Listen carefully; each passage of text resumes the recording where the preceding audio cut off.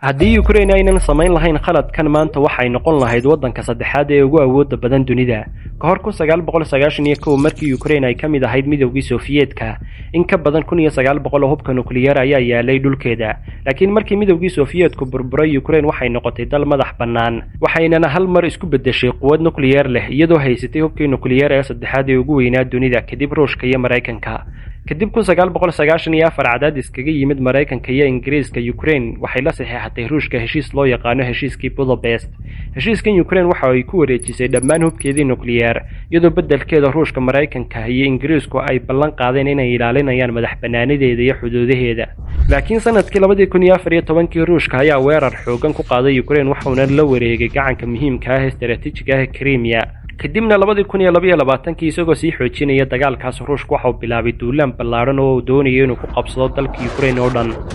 ka waran haddii Ukraine aynan dib u celin lahayn hubkeedii nukliyeer 1994 waxa laga yaabaa in Ruushku uusan maanta si toos ah uga hanjabi karin dagaalkan hadda jiraan oo ka baaqsan lahaa ama uu aad uga yaraan lahaa inuu dhacba